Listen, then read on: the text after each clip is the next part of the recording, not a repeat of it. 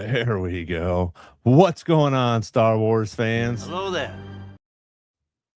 It is Wednesday. We are here. We're going to talk about Star Wars.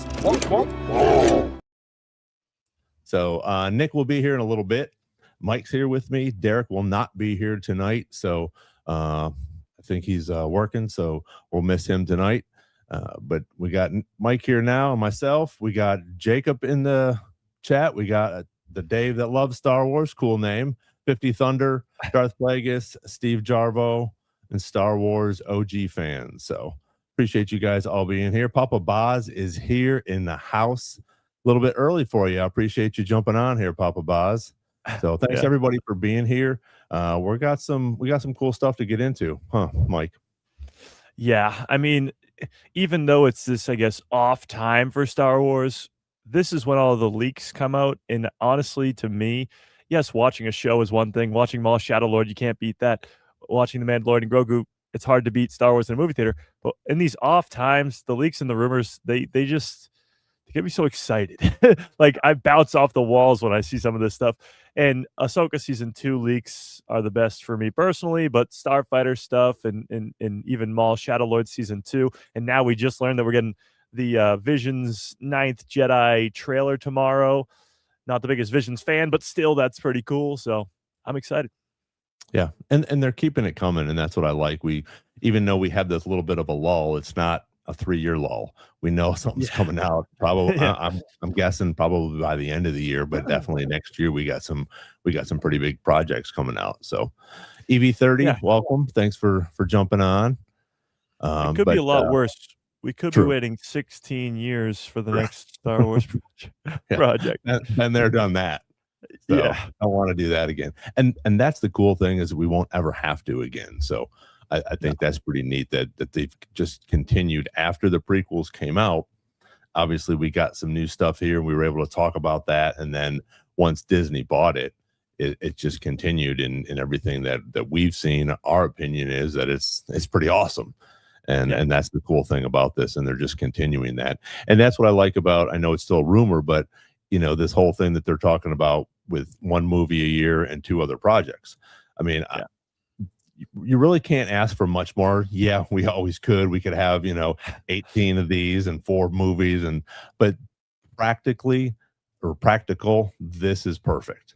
Whether it's an animated series, like, maybe we get Maul, and that might be it next year, which would be fine with me. It could be Maul, Starfighter, and Ahsoka, and we'll talk about that, Ahsoka in a little bit, but that would be perfect.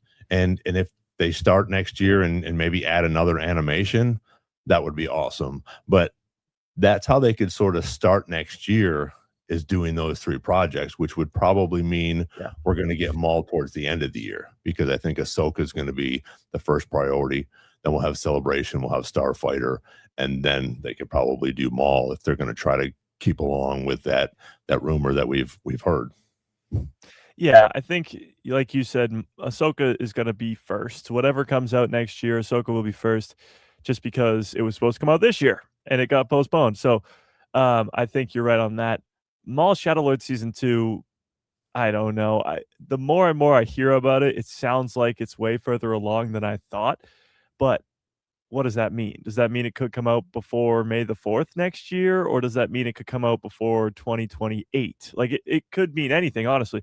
And they might finish it and be like, okay, well, we need to, wait, because there's too much going on at the same time.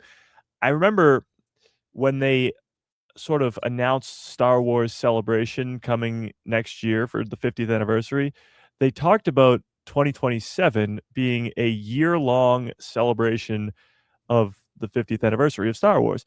And a year long means that we're going to have stuff beyond May, because Starfighter comes out in May. So whether it's Maul Shadow Lord season 2 or something completely different that we just don't know about yet, and that remains to be seen, but a year-long celebration means that we're getting this stuff all the way through till December.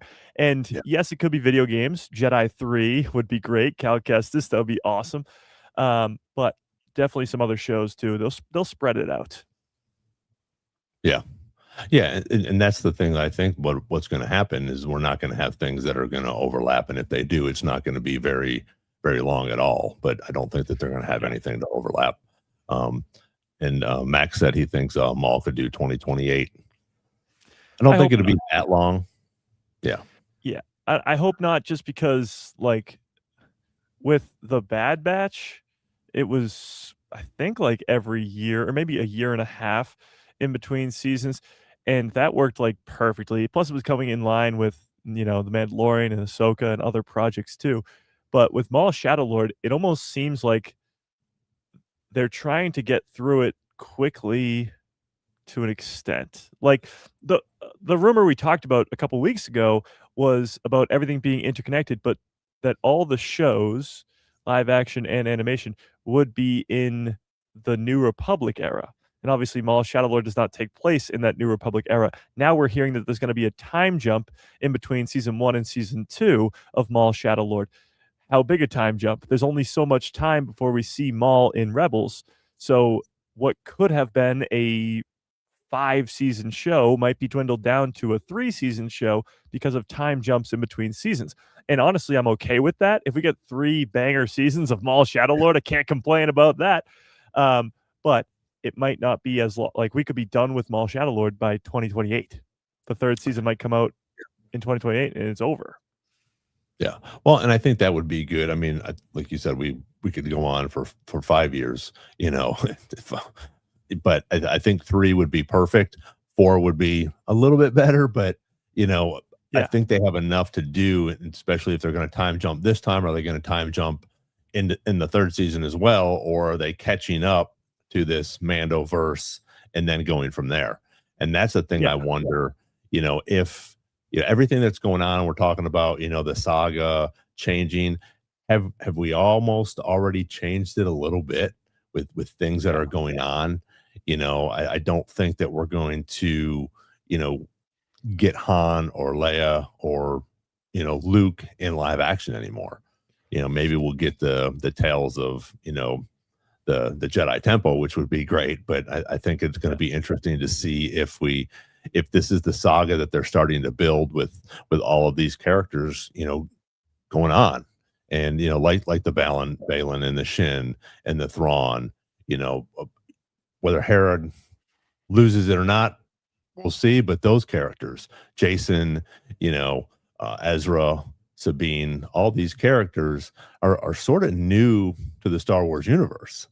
And this saga, could be sort of the direction they're going in. And I think Ahsoka could possibly be, like we've talked about before with the lore and Star Wars fans like ourselves and everybody that's on the chat. Hopefully that's what's going on in the next future here with the Star Wars Starfighter. But I think Ahsoka is the key to all of these things. Yeah, and you bring up a great point in sort of this new saga. We might already be in the middle of it. It seems to me like everything we've watched, pretty much everything we've watched, has, at least that Dave Filoni has his hands on, has had a purpose or a reason for future storytelling. Like the Bad Batch. The Bad Batch was a great self-contained 3-season story, but it was really just to set up Project Necromancer and Omega. Or like Maul Shadowlord. Yes, it's going to be a self-contained great story, but it might just be to set up Devon Izara for some future storytelling. And who knows who else could come out of that show alive as well. But I think Ahsoka's the same way. Like, anything that Dave has his hands on is setting up the future, because Ahsoka could be setting up could be obviously Baylan Skoll, but what he's looking for could be Abeloth, could be some other threat that could be the future threat for a post-sequel world. And it almost feels like it has been all connected this entire time, and we just haven't really realized it yet. And now that we're learning about this so-called new saga and the possibility that everything moving forward could be connected, we're not really looking backwards, because it already has. Not everything. Like Kenobi isn't really connected to much unless Reva shows up again, which I seriously doubt. Obviously the Acolyte, Andor is pretty self-contained because it goes right into Rogue One, but everything else, it's pretty connected. I mean, all the Mandoverse stuff, obviously, but Bad Batch and Maul and all this stuff is very much connected.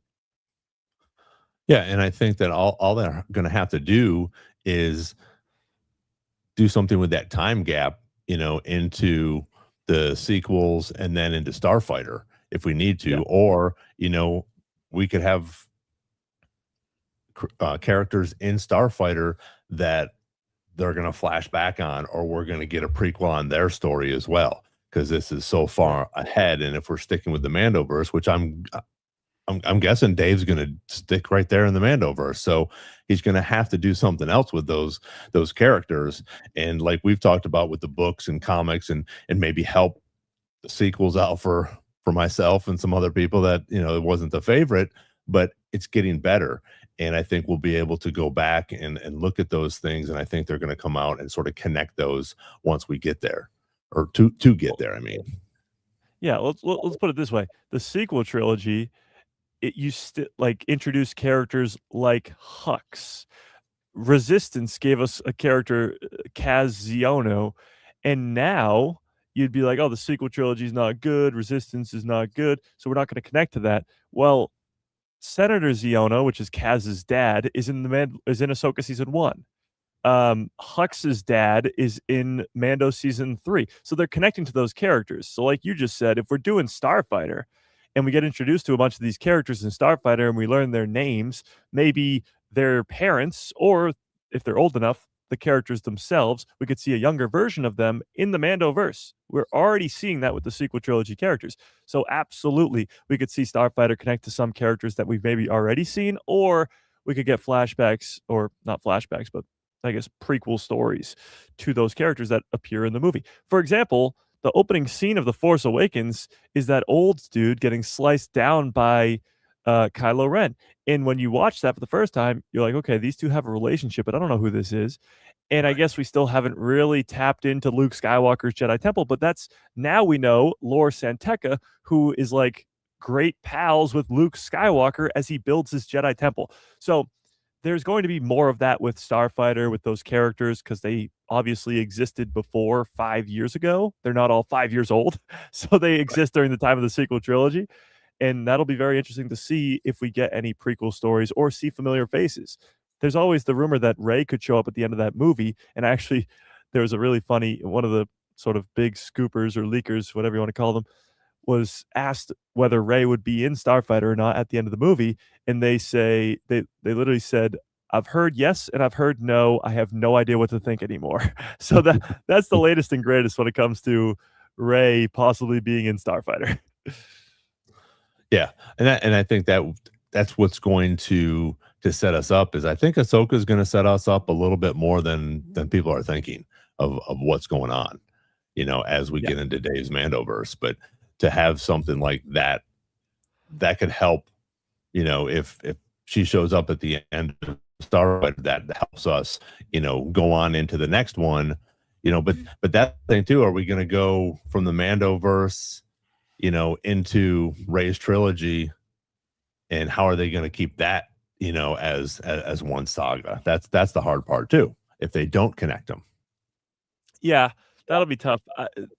It has to be though, like you just mentioned, Ahsoka has to set up the villain.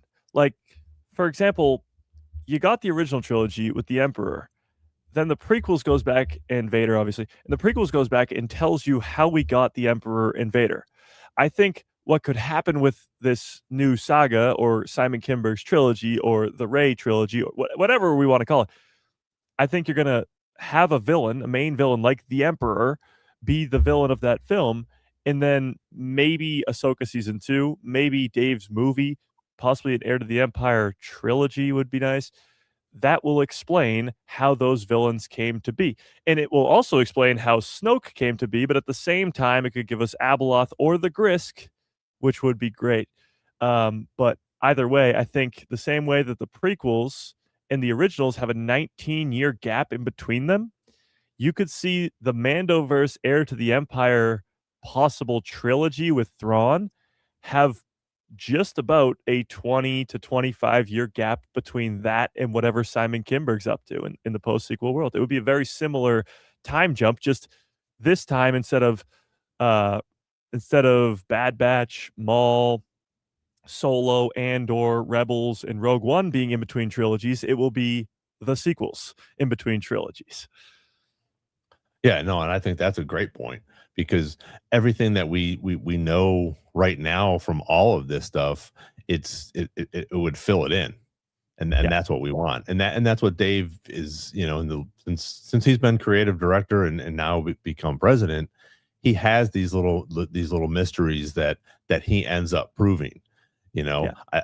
you have Clone Wars with Mortis. You have Ahsoka that's gone into possibly Abeloth.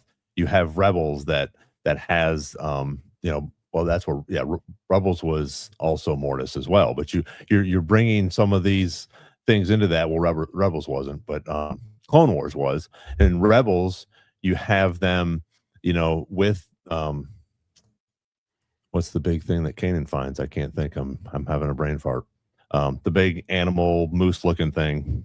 Oh yeah, Bendu. Bendu, yes. Yes. So you have all these different force wielding things going on, and Dave has a great mysterious way of answering these questions, and it might take another series or another year, but that's the fun part about it. At some point, he's going to answer these questions, and that's why there's been a lot of buzz, and I don't know if you've seen it, but about Baylan being a bigger character than we're thinking. Yeah. And I can see that, but I also see him getting mic'd by the end of this movie and him sort of being a sacrificial lamb in this whole if Abeloth comes to be, or are they going to come up with something different with her? And like we've talked about, is this going to set up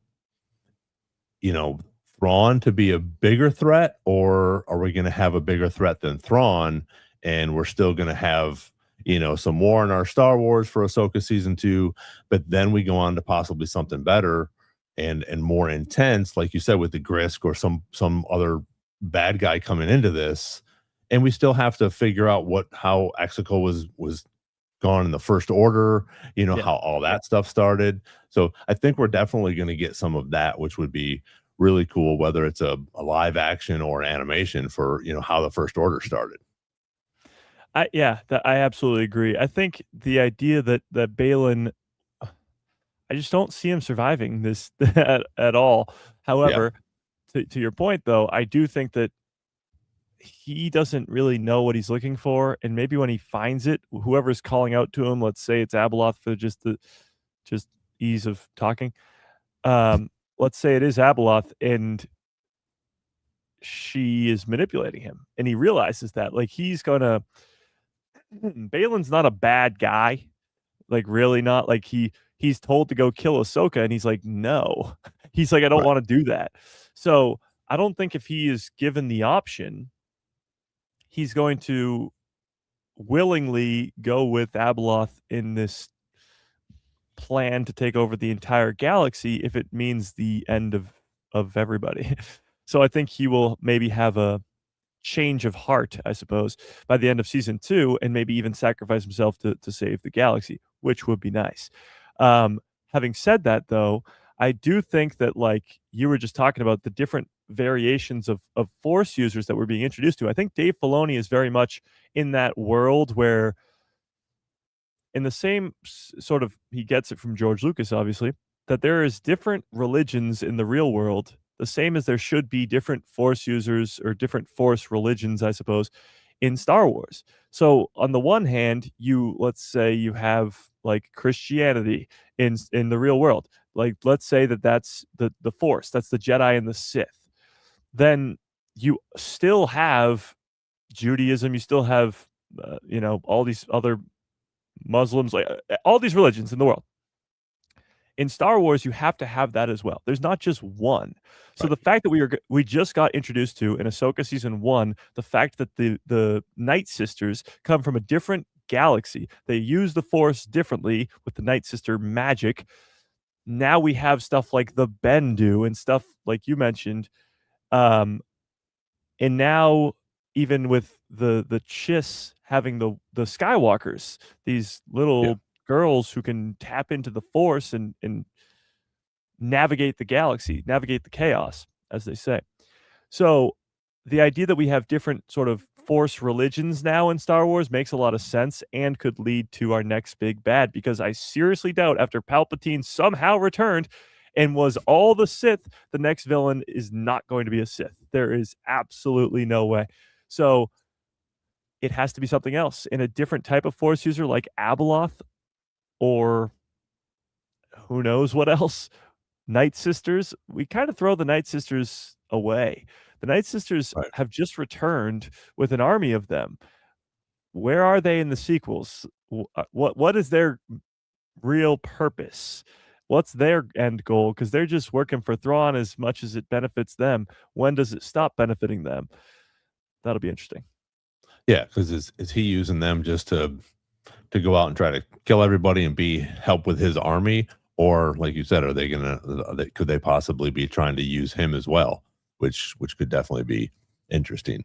But I also think, the theory that Baylan, understand that it's the Jedi and the Sith, and then the Jedi and then the Sith, and I think that there's possibly something else there, that he's not out for a war. He's not out to try to beat these people over here and take my my world and go conquer this world, or take my army and go conquer this army. He's trying to find some sort of balance, and I think that's where I think he could be a very important character, like the buzz this week was about him. But I also think that he could possibly be that sacrificial lamb as well, and have a big part, but also have a big death as well, to either push forward the Jedi or push forward the bad guys. And I agree with you. I think that we're not going to have some sort of Sith that's going to be the bad guy anymore, because, like you said, he's all the Sith. So if he's not around, we need to do something else with that. So we'll see what happens. I do like the idea that Ahsoka is obviously the daughter. That's been pretty well documented. Anakin is supposed to be the father. I would like the idea that maybe Baylan Skoll could be the son, and the three of them, well, Anakin's already dead, but Ahsoka and Baylan don't have to die. They just more so take up the mantle, and maybe Sabine and Huge Wang, they go home. But the other three, they stay to maybe protect the galaxy from Abeloth or whatever. It would be really crazy if Ahsoka and Baylan both didn't die, but instead they just took up the mantle of the new Mortis gods. First of all, it would be really cool to see Sabine go home and try to explain that. That would be hilarious.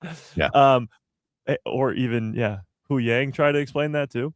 But it would make a lot of sense, because I don't think we're going to see Ahsoka or Baylan ever again after Ahsoka season 2. But they don't have to die in order for that to work, No, I agree with you. I think that would be perfect. And that way, like we said, we don't see them in the original trilogy. We don't see them in any more things, as far as we know. I mean, there could be some sort of twist again, but that would be a perfect ending to, maybe the two of them control Abeloth together and stay on Peridia. And then, everybody else goes home.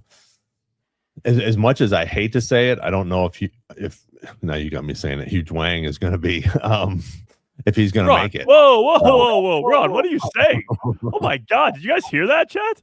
What did he just say? What was that? Oh my God. Did you mean Hu Yang? Yes, holy crap. Sorry. Whoa. Oh my God. Whoa. Mm-hmm. Hey, at least I didn't say the F word this time. So, but yeah, that was crazy. He's gonna get. He's not gonna make it. I don't think. As much as I like him, as much as he's gonna be the good General Grievous with his 4 lightsabers. But and he's done his time. I mean, what, 2,500 years old? 25,000, yeah. 25,000. Oh shit. Okay, so 1,000. So yeah, that could be a good sacrifice as well, to stay. But he could also help Sabine get home. I don't think that Sabine's getting home on her own, and we forgot about Shin too. Something's going to happen with Shin as well. Yeah, she's the biggest mystery to me. I Yeah, don't understand it. Why would you introduce a character that's got the white hair, that barely blinks, that is weird and creepy, and not have her be the Abeloth? Like, that's the only end game for that character right now that I can see. And maybe they throw a big old twisteroo our way, but like you put the two pictures next to each other of Abeloth oh, and yeah, Shin, and it's like they're the exact same. It has to be on purpose. yeah. Well, and her and Balin coming to this together, that could also be a thing where Abeloth is calling to Balin, and once he gets there, she's like, "Hey, wait a minute, I can't use your mortal male body. I need somebody else." And Yeah, he gets Shin to stop by, and all of a sudden she gets possessed. But yeah, and that's going to be the biggest setup, I think, for all of it. And like we had talked about a little bit before coming on here, I think that is sort of going to set us up for everything else that's coming. yeah.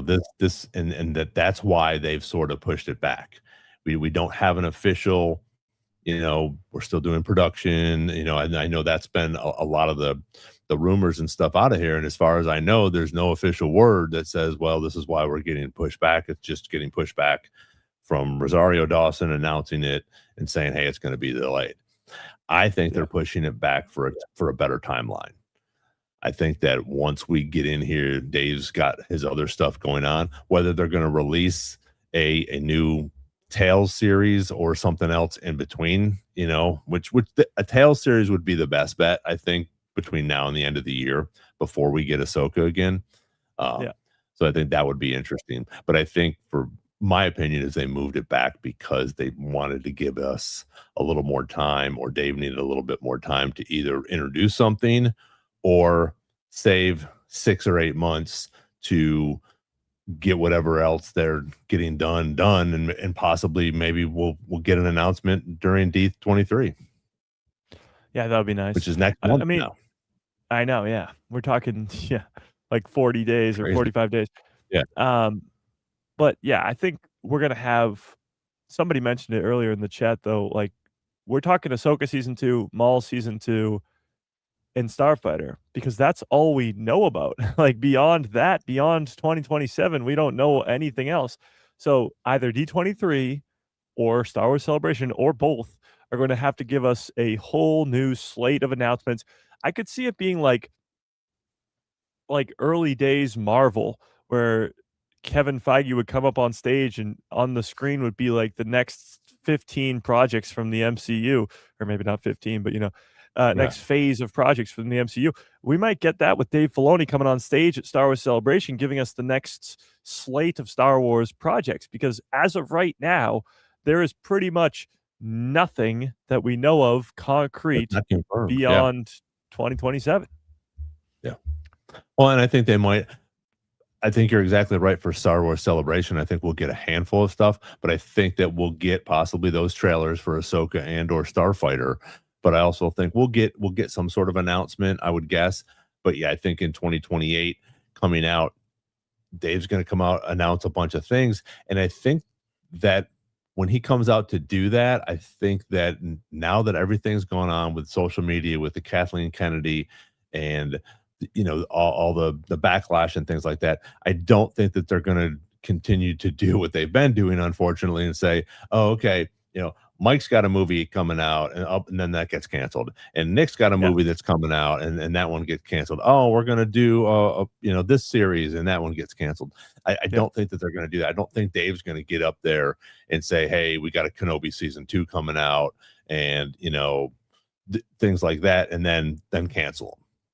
I think that yeah. he's going to come out, and we're going to find out what's going on in 27 and 28 and possibly even 29. Because at the end of Star Wars Celebration, we're going to find out when the next celebration is, and it's usually 2 years from that, depending on if they're going to stay in the US or not.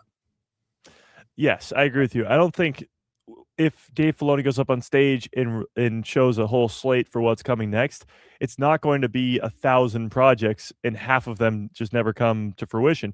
It'll be stuff that's already in the works. For example, last year at Star Wars Celebration, they announced Maul Shadowlord, which had been in the works for over a year before it was announced. when they announced Starfighter, it already had a release date. I think even when they announced The Mandalorian and Grogu, it already had a release date. So it's not like they're announcing projects nowadays that are 10 years in advance and may never happen. They're announcing things with release dates or announcing things after they've already been recorded in a development for over a year. So whatever is announced at Star Wars Celebration next year, it will be like, oh yeah, this is going to be coming next year or this year, or on if it's a movie, then next December or whatever it is. It'll have a release date or it will have some sort of timeline, because yeah, they're the days of canceling announced projects seem to be over. I'm sure every once in a while it will happen because that's just how it works, but for the most part, at least in recent past, they've only announced things that either have release dates or have already been in production for a long, long time. Right. Yeah. Or we're going to start filming next week. Yeah. So again, there's a timeline there that so they can say that, and then all of a sudden, and I think that helps us all as well. Where we sort of settle down, and then we also start doing predictions, and we start doing all the other things that come along with that. Especially on our channels, being content creators, we're going to talk about that and hype it up for more people and things like that. So welcome, Jan and Holly. Thanks, guys, for jumping in here. So what are your guys' thoughts about Ahsoka connecting things or Starfighter? What's going on with Starfighter in reference to connecting the sagas? Do you guys think that this is all going to be connected somehow, and this is like the new saga that Dave is sort of putting together and going to somehow bring these movies together? Or do you guys think that this is something that's going to be separate, and maybe in 2028 we'll start the three different, the movie and the two other projects? So be interested to hear what you guys have to say. I'd love to do a second season of Acolyte, but that would be, and that's the hard part too, is you bring the Acolyte or any of those characters, it's going to be hard to bring them into this saga. Oh yeah, it's completely unconnected. However, I mean, it's unconnected to what's the next saga for sure, but it is connected to the Knights of Ren. So somehow they made a project that was 100 years before the prequels that connects to the sequels, which are 100 and 200-ish years later, which is pretty cool. I mean, whenever or if and when we get the Dawn of the Jedi movie that James Mangold's working on, like as much as that's going to be its own thing, because it's 25,000 years before everything, it's still going to have locations like Titan that we saw in The Mandalorian, or Octu like we saw in the sequel trilogy, but it's going to look different because it's going to be sort of at its peak. And I honestly think that's really, really cool. I like when things like that happen. For example, like seeing the Lars homestead when it's in the prequel trilogy versus the original trilogy, and then of course seeing it again in the sequels at the end with when Rey goes there to bury the lightsabers. But that stuff is really cool to me, seeing locations when they look very, very different. So it would be like seeing these old temples like on Jeddah in Rogue One, or even on Lothal, like seeing those temples being built or who built them, the sacred texts and who wrote them, like getting to see all that. It's 25,000 years apart, but it's still very much connected because it's the same galaxy. So yeah, it's all connected. Yeah.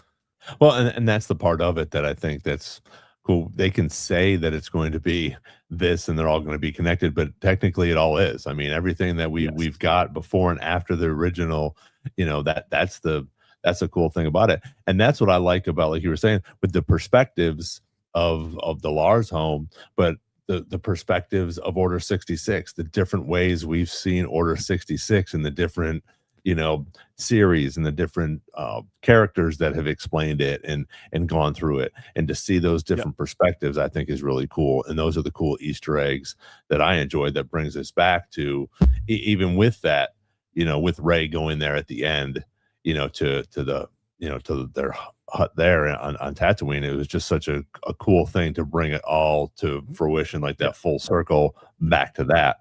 And hopefully there's some connection, and I'm looking forward to this book with Leia and Rey to try to make a little bit more of a connection, because it's still hard for me. Again, I love it all, but it's still hard for me to have her say that that's her last name without some sort of story behind it. So I think that I think maybe we'll get it in this book, maybe we won't, but at some point I think that will come to fruition. And I also think the same with why Luke's a hermit and what's going on with that whole story, because I think a lot of people want to know what's going on with that. And like we just said, Dave has such a mysterious way to bring these things around and answer these questions. So hopefully that'll happen sometime soon. Yeah, the reason I sort of get the feeling that the sequels in a few years' time will be looked upon at least a little bit more generously by Star Wars fans is because when you look at just the concept of what we're talking about, and you take just the idea of it all, and if that idea is good, then you're like, okay, we got something. And from what you just said, Rey doesn't really deserve the Skywalker name, or at least you don't think she does at this point. If you just take the idea, having zero idea of what the sequel trilogy is going to be, but you take the premise that the main character of the sequel trilogy is going to be, well, a Palpatine, which is crazy, but the main character is going to be a Palpatine, and by the end of the trilogy, she's going to take the Skywalker name because she trained with Luke and Leia, and sort of falls in love with with Leia and Han's son. So she's been completely trained by a Skywalker, or both Skywalkers, and she obviously can't keep the Palpatine name because she overcomes that and picks the light side instead of the dark side. That just as a concept, that as a story arc for a character in the sequel trilogy sounds so unbelievably cool. And I guess it's just the execution of it. I don't think it was done to perfection. And I think we need stuff like this legacy book to help that. Because if you have this book, which is probably going to be 300, 400 pages of Leia and Rey training for the entire year between episode 8 and 9, where they go and reforge the Skywalker lightsaber together, where they go off and train for God knows how long. And that adds so much more depth to their relationship, because in Rise, it doesn't seem like they have much of a relationship beforehand. It adds so much more depth to the character of Rey and her connection to the Skywalker bloodline, because she does train with Luke, she does train with Leia, and she does, have feelings for Ben Solo.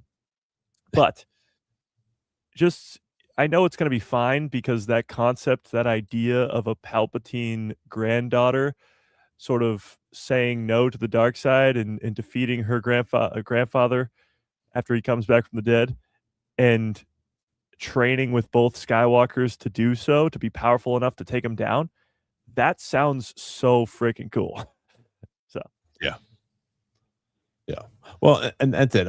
I'm very hopeful for sort of bringing me around to that. And again, it's not that I didn't like it; it just wasn't my favorite. How they ended that, but I still think there's a bigger story behind it. And I think we will get those answers as we go along, which will be good. Yeah, it's like getting it's like for the original trilogy, getting the addition of Rebels, Andor, and Rogue One. Nobody's going to sit here and complain about 3 of the greatest Star Wars projects being added to the original trilogy, or for the prequel trilogy. No one's going to sit here and complain about the 7 seasons of the Clone Wars that we got. So if you're taking that same logic with the sequel trilogy, then nobody's going to, or hopefully it's going to elevate the projects, the movies, if we get projects in between movies, or before the movies, or after the movies. Yeah.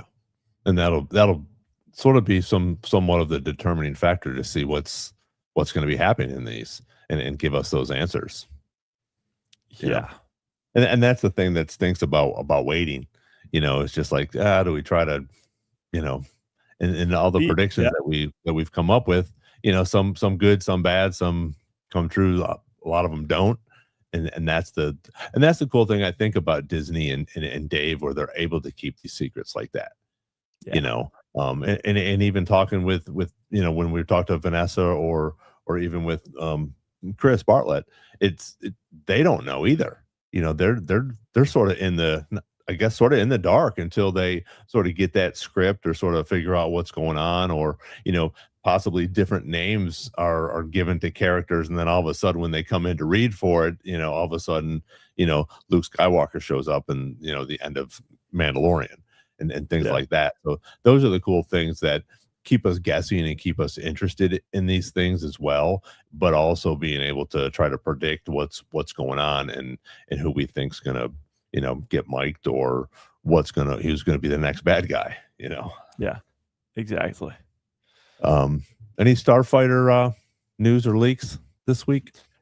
Well, we did have the Amy Adams talking about her character, where she said that I guess her character is not as big a role. Nick, how we doing? How we doing? Doing Good. great. How are you? Don't stop on my account. Continue. Well, we just did. So, welcome. Well, so we were just about to start the Starfighter talk. We talked a lot of Ahsoka season 2, and we talked a lot of everything, but Starfighter. So the Amy Adams stuff, she sort of confirmed what we all believed, which was that her role is a small one in this movie, and it's likely that she, dies off very early on in the film. From the leaks, we learned that she's supposed to be a Force user who has a lightsaber, who hands her lightsaber to her son and tells him to go find his uncle, which is played by Ryan Gosling. So those leaks are kind of being solidified by what Amy Adams is saying, by saying, she's a huge Star Wars fan. She loved being on the set. She went to the droid and creature shop and all that, but her role is very small in this movie. Yeah, well, but I also think that with them coming out with that Mara Jade lightsaber, it's just too convenient for them to do that. So. And I think, and like we're talking about, they can go back and forth. We got a bunch of time here. If you introduce her now, look what we've done with Maul and Boba Fett, and you have the little parts that they have, and now it's huge, and they have their own series. They have so if we introduce Mara Jade and people are like, wait, who is this? And what's the story? Because I think we'll get a little bit of a story, just sort of maybe a little bit of her character or what's going on, whether she is Mara Jade or not. We're going to have to find out something, and then they can go back and sort of build on that character, which would be pretty awesome. It's, I guess, in a way, maybe not to this extreme extent, but it's in a way like Obi-Wan, Alec Guinness Obi-Wan in A New Hope, because he's more so a main character in that movie, but he dies in the first film, and then you get a prequel trilogy that explains Obi-Wan in his prime and through his years as a Jedi. So we might get the end of Mara Jade's story first, and then go back and get some prequel stories along with it. What do you got to say, maybe Nick? Not. Yeah, right. Exactly. Well, I think. Sorry, I'm kind of sitting weird in the chair.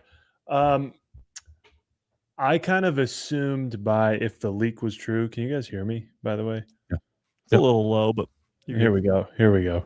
Yeah, I kind of assumed if the leak was true, that would make sense to me that she kind of pops in and out. I think we compared the possibilities to Lor Santeca, played by Max von Sydow. We were all speculating oh my God, who's he going to be? Is he a great actor? And he's a very cool character, but just sort of is a plot device to get us going on the story. Yeah. I don't think they would do that. My personal belief, I don't think they would do that for a character like Mara Jade if they were bringing her back. I don't think. Yeah. And best case scenario in my mind, they would do it, and only us freaks would know. Because if she hands that lightsaber off, you'd be like, wait a second. And there'd be nothing. It's just out there forever. And so I don't see the Mara Jade thing happening, just because I think if they're going to go that route, I don't think they're going to start it like that. You know what I mean? Yeah. Yeah. I like the idea that she is Mara Jade, but they don't say it. And it's just the lightsaber that you recognize as Mara's, and that's the only thing that tells you that that's Mara Jade. Like, that would be really, really cool. Like, nothing. Or maybe in the credits it says Amy Adams plays Mara Jade, but you have to get to the credits to get to that point. But when you watch the movie, the only thing that tells you would be the lightsaber. That would be really cool, because like you just said, it would only be the hardcore fans, or really hardcore fans, honestly, because even some fans who've watched everything still don't know who Mara Jade is. Right. So it would just be the really hardcore fans just going, "Oh my God, that's Mara Jade's lightsaber," and they'd be poking each other next to them in the movie theaters, and they'd be telling their parents, and they'd be like, "Who the hell's Mara Jade?" And they'd be like, "Well, I'll tell you later," and then it would be the whole thing. Mm-hmm. It would get you talking about it on the way home, and that's the goal. Yeah, I think so. The way I foresee it with like casual fans, or even like fans who've seen a lot who don't know who she is, that sort of thing.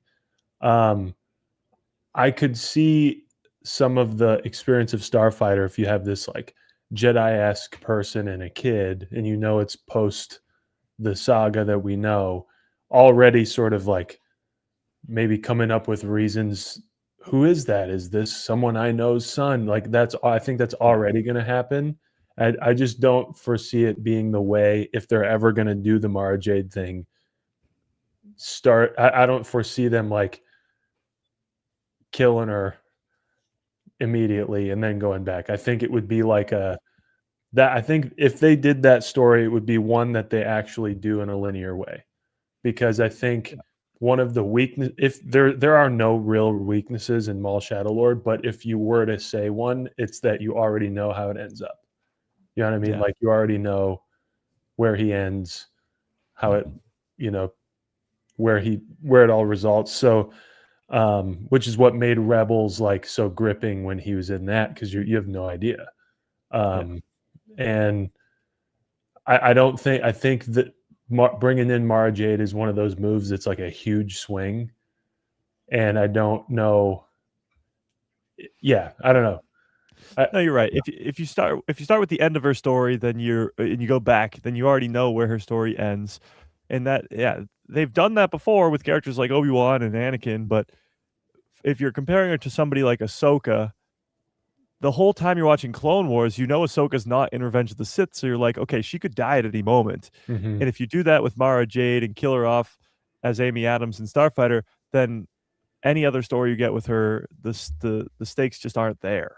Right. So, and I think like the Obi-Wan and Anakin thing is slightly different because, I honestly do not believe that George knew he was going to make 6 more, I think it became a thing that kind of had to be elaborated on, which is awesome.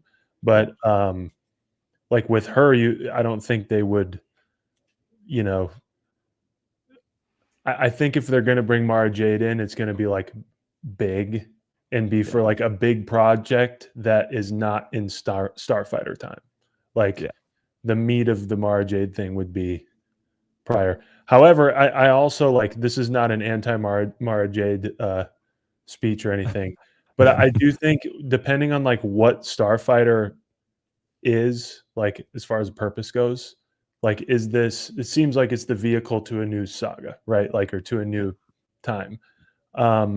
It might be best for that to be like very new, like to be an introduction and not be super like heavy on, lore stuff, and more so like introduce what's going on, and like having a great actress play our bridge character that starts it off is a great way. Max von Sydow, Oscar Isaac, that sort of thing. But yeah, I agree. I think having a very famous, familiar face on screen is going to be quite helpful. I think it might get a little bit of backlash. It's hard to, compare anything to the backlash that the Acolyte got, but a portion of the Acolyte backlash was people saying, oh, it's so cool to see Carrie-Anne Moss in Star Wars, and then she dies in the opening scene. mm-hmm. The only difference there being she is in 2 more episodes after that. They're just flashbacks, but there was a disappointment because people were like, "Oh my god, we get to see her in Star Wars," and then she dies in the opening scene. But I don't know if that'll happen with Amy Adams. I have no idea. The other thing too, and I guess because Starfighter is 5 years after the sequels, if you look at the Star Wars galaxy, there's plenty of 5-year arcs, I suppose, that are very crazy. I mean, from Revenge of the Sith to 5 years after Revenge of the Sith is a pretty big difference. Or even like Andor season 2 spans 5 years. Both seasons span 5 years. Yeah. So episode 1 of Andor till the final episode of Andor, very big 5-year time jump. Especially for like Yavin. Yavin starts out as this, just two groups fighting in the woods, and then it's the whole rebel base. But to that point, we're talking about a Force user with a lightsaber, 2 actually with Mia Goth, and 5 years after the sequel trilogy, when seemingly all the Force users were gone except for Rey and Palpatine at that final moment. So who are these people and where do they come from? 5 years is a long time, but if they had training their whole lives, well, where did they come from? That's sort of the question. Yeah, well, and it could be me just being hopeful that Mara Jade would show up, but I think it's interesting that they bring out the lightsaber, first of all. But then also you have, and I know we'll probably get some feedback or some backlash on this, but you have Plagueis, and I know we still sort of know his end story, but, I don't know how many people watched that didn't know who he was. Probably a lot, that aren't super fans and see this guy sort of creepy looking around the corner, and then, have to ask somebody like us to go, oh, who is that guy? And then we can give them an explanation for it. But, what was that, 5 seconds? And we're all freaking out, when that comes up, but it's I think it's different when we have, something else. But yeah, I mean, when Plagueis, came on the screen, yeah, no, it was you're right, like. because it's the same argument though that I guess Nick was just making with Mara Jade. Like most people won't recognize that character if that's the case, but not many people recognize Plagueis. The only place a normie fan would have like known the name is from Revenge of the Sith, but there's no face to that name, and they don't even say his name in the show, in the Acolyte. They're not like, oh my god, it's Darth Plagueis in a cave. They just show a guy in a cave. So yeah, you're absolutely right. Probably a lot of people watching the Acolyte did not know who that was at the time. Yeah, and that'll be the interesting thing if they do that, and that's what I'm sort of wondering, why they're going to bring a pretty big named actress in, give her a little spot, and then not build on that character. But yeah, then also like somebody else said too, same thing, was like, how many people do know who Mara Jade is? Well, the thing with that too is like, you're going to have a lot of new characters in this movie. So I saw somebody saying too, like, don't get your hopes up that it's Mara Jade, because then you'll be let down when it's not. Well, first of all, it could be, but even if it's not, like, that's really the only one thing that we have to latch onto. Because if this is all new characters, the only thing that we really have is that Amy Adams is the perfect age to play a character like Mara Jade. She looks like Mara Jade, and the opportunity that her child is Luke's as well makes things so much more interesting. So it's not that I'm fully convinced that will happen, but it's one of the only things or theories that we can kind of talk about until we get a teaser trailer, until we get names of characters, until we get something else of substance around Starfighter. Because other than the fact that they wield the Force and wield the lightsaber, Mia Goth and Amy Adams characters, and Matt Smith is maybe playing a infamous warlord, we don't know much about this movie. Right. True. Yeah.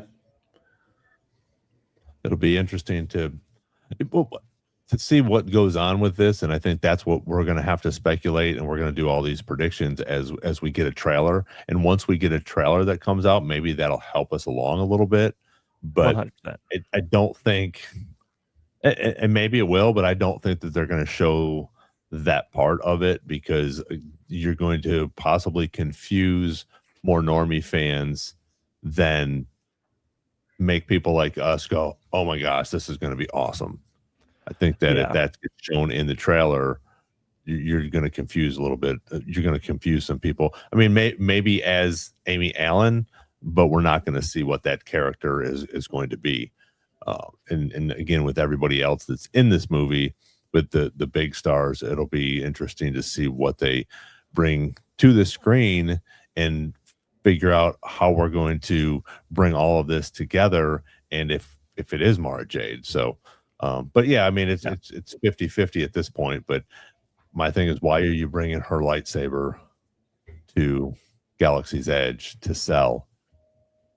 Because if there's not a lot of people that know who she is, maybe, you know, us crazy fans went and bought it. Oh my gosh, this is great. And okay, whatever, you sold out of it, but you made it there. So now if you build this character up and people like her, they're going to go buy her lightsaber. You're going to get people that are going to go buy Devin's lightsaber now because she's a big character on Maul. And I could see whether whoever Amy Adams ends up being, I could see like these trailers, the trailer magic that they love, being a little bit of her like with a lightsaber or whatever. And if that leak is true, in true Star Wars trailer fashion, like that's whatever action she has in the first, you know, segment of the movie. And if that leak is true and she's out and then we go on to the real movie, I think that'd be a great hook. Amy Adams is a Jedi wondering who she is in the trailer. Yeah. And then, you know, if that leak's true, we move on from it. I don't know like how do I put this? Like this kid is like 15, right? I think he's like 12 or maybe even younger. Is in real life, but he's like no, I think he was 12 playing 12. Okay. So it'd be interesting of like in that story, no matter who she is, like what are they doing that puts him in like so much danger at that? Like you put like you just like at this point in the galaxy, we have no idea what's going on because 5 years is a lot of time and everything just got sort of like reshuffled. So I think she's obviously part of whatever they're chasing this kid for, in which case I think that would make her a minor character to say the least. So I think no matter who she is, we're going to get more content, whether she's new Amy Adams character or Mara Jade. If it's Mara Jade, you obviously have to basically have a whole, you know, runway of projects after that. But no matter who she is, there will be more content of some kind to explain that situation, because despite not having anything on the movie, we know that she's important enough to have a kid that's important enough to the bad guys, you know? Yeah. So no matter what, we're going to get more of her character, whoever it is, you know? Yeah, that is one of the biggest questions too, is why do they want this kid? And it at this point makes no sense. I do hope when we get this teaser trailer again, hopefully at D23, that it does give us a little bit of plot, like at least something. And I'm sure it will, obviously, but it's going to mostly focus, I assume, on this kid and Ryan Gosling's characters. I wonder if they must give us lightsabers just to, you know, get people hyped up, or at least a tease to lightsabers. Either way. Yeah. Why are the bad guys hunting down? Why is Amy Adams dying in the opening scene? Like, why is that happening? And then why are they hunting down her kid? Like that's just as big a question as anything going into this movie. Well, and that's it, because you have, you know, you come off of sort of Kenobi, where you have everybody hunting the Jedi, and, you know, they're pretty much extinct, but you still have, you know, a handful of them. And then we're, 30 years now past that? Probably a little more. Yeah. Probably pushing 40. After Order 66? Yeah. Yeah. At least 40, yeah. Yeah. So probably closer to 60, actually, because it's 20 years to the originals, 30 years to to the sequels, it's at least 50, closer to 60. Yeah. How old is Luke when he dies? That make him like 50? In his 50s, probably, yeah. I think. Because he's what do you think he is? Like 19? Is it 19 BBY is the or sorry, is when he's born? BBY is like 19. Yeah. And sequels are like 30 years after Return of the Jedi ish. Yeah, so he's probably in his mid 50s when he dies. Okay, so then that would make Amy Adams or her character, if she's Mara Jade, what, 40, 45, because she was younger than him, I think. Yeah, I mean, she'd probably be in her like close to her 50s, or maybe around 50, I would assume. Yeah, I think he looked older than in his 50, but I mean, he'd been I think Mark Hamill was older, and Amy Adams is 51. Here we go. Oh, there you go. Yeah. They I want to say, if anyone in the chat can help out with this, I feel like they made the timeline the like exact number of years that it had been since Return of the Jedi to like in real life, like since they filmed, to like justify the age gaps. You know what I mean? I think that was at least on the table. I don't know if that's what they end up doing with the timeline, but because Return of the Jedi is obviously 83, and then Force Awakens was 15, so 32 years, and it's about 30 years. So yeah, that's pretty close. Yeah, so it definitely could make that. That definitely could make sense at that point. But it'll be interesting to see what we get, because, and that's the thing too, is you have these two main characters, and then you have the bad guys, but in a lot of these other movies, you have a few more people that are in that, at least 4 to 5 people that are main characters in that. But, well, I guess except for Mandalorian and Grogu, so that's 2 characters as well. So, all right, forget it. That throws that theory out. Well, and to play advocate for the excitement of the movie, like, I think it's also interesting. We really don't know enough about the lead in the movie. Like Ryan Gosling, huge actor, being in a Star Wars movie. We just know he's a washed up pilot who's got issues. But like, there's probably a lot more that's interesting about him that we'll have to speculate on for a year. And they're not going to give him the Poe Dameron part. Not that I don't love me some Poe Dameron, but I don't think he's just going to be Mr. Flyboy. I think there's going to be some depth there and some lore there to kind of wrap up his significance. But I think he'll be very.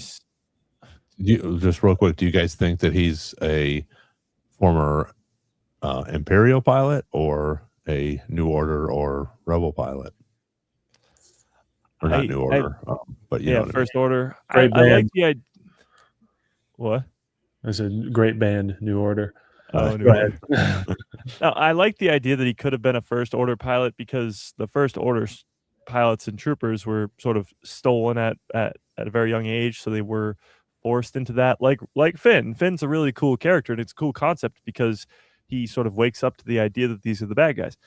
And maybe Ryan Gosling is being haunted by what he did because he was the bad guy and he didn't realize it until it was too late. I do like that concept. However, I kind of see him as sort of like Jod in Skeleton Crew, and maybe more of a good guy than Jod, because Jod was definitely a bad guy, but sort of like a Jod type character, where he's like Han Solo type character, kind of too. But we actually haven't even brought that up either. First Order, Republic, New Republic, Resistance, whatever you want to call it. What if he's just Han Solo? Like, he's Han Solo before the originals. He's not on any side. He's just a pilot. Right. And I've imagined, like, anything they do post sequels, I think you could reasonably like work into what everybody's thinking about, like the Battle of Exegol being a huge event, because we know how many. What's the count? Does Wikipedia have a count of how many people flew to Exegol? To do that, like that's like a D-Day moment, like for all the marbles. And I think it'd And be interesting. Palpatine, well, and Palpatine called out to the entire galaxy and said he was back. And proclaimed that he's a Sith, that it's the Sith, like the biggest reveal for probably the whole galaxy about him ever, confirming maybe all the conspiracy theories and all that kind of junk, and blowing up a planet. Anyway, that being such a huge event, I think it'd be interesting to get someone's perspective that isn't just a Resistance pilot, because obviously the Resistance was there, or whoever's adjacent to it. But like what appears to be a freaking million people show up to say, let's lay the hammer down. And that could be anybody. And if Ryan Gosling is like a Han Solo type, or he's in some kind of other fleet in the galaxy who's like, we're going to take matters into our own hands, and they go, Exegol would have been freaking scary, because you're facing down a bunch of planet-killing ships, and then some freak shoots a bunch of lightning up that almost kills everybody in one instant. Like, it could be a pretty traumatic experience. Yeah. I feel like that's a big like canon event for the galaxy that would kind of define how the whole galaxy's built after it, like who went and who didn't. And I don't know. I think it'd be interesting to see, like, was he there? Is that what kind of pilot he was? Is he, and where did he come from? But for that reason, like, I don't know if he'd be making it out if he was a Final Order, Yeah, well, I like the idea too that like he could be playing a First Order pilot, which would be really, really cool. And the idea that he's now come around to it, like Finn, realizing that was the bad thing. But to have Ryan Gosling's character now interact with somebody like Poe Dameron, who was a Resistance pilot and he was a First Order pilot, and now the two are, I guess, like, both good guys now, but they have that like history together. That would be a really cool interaction to have. Him and Finn too, because Finn was also with the First Order. That would be a great sort of interaction to have too.